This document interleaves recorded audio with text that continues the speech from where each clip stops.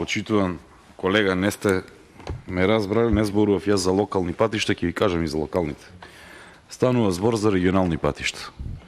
Локалните патишта, знаете дека не се тука кочниците моментално, кочницата е во фиоката на Талат.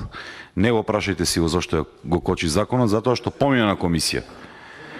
Ама никако не се става, затоа што има поголеми приоритети, веројатно ова казиното паралелно на ДУИ треба да се активира, па понатаму ќе видиме дали ќе има време за локални патишта. Она што е под ЈПДП, еве јас ќе ви кажам за општина Велес. Општина Велес аплицираше за 71 милион денари. Знаете колку доби? 0. Те тоа колку има добиено? Прашајте. И немојте да кажувате дека нема поделба и нема мајоризација. Ниту еднаш не добиле ниту Велес. Сега последно време не верувам дека ќе добијат, односно во изгледно време не верувам дека ќе добијат ниту Лозово, ниту Свети Николе. И овие приказни дека кој ќе аплицира ќе добие, тоа може теоретски да го кажувате кога ќе ви дојдат на посета некој од вам од таму од Европските унии, а меѓу другото пак ќе немаат ни контрола и вие ќе им кажувате дека процедурите се во ред.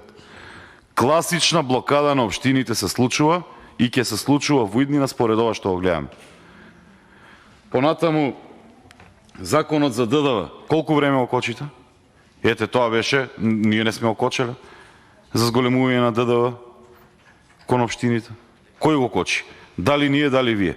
И секој може да кажува дека сега не бил надлежен министер за финансии, не бил надлежен председател на собрание, не бил надлежен, не сме биле ние надлежни кога собрание, не бил градоначалник, совет бил, ако зееме, па може и граѓаните таму да си побараат, така?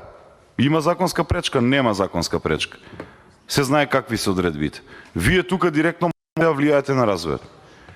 Од и другите процедури додека се истераат, ќе помине време, инфлацијата ќе биде се поголема и овие три во наредниот буџет или ребаланс ако се прави крајот на годината, а предпоставувам дека со овакви проекции пак ќе треба да се прави ребаланс, овие 3 милиони ќе станат 5 милиони, почитувам колега.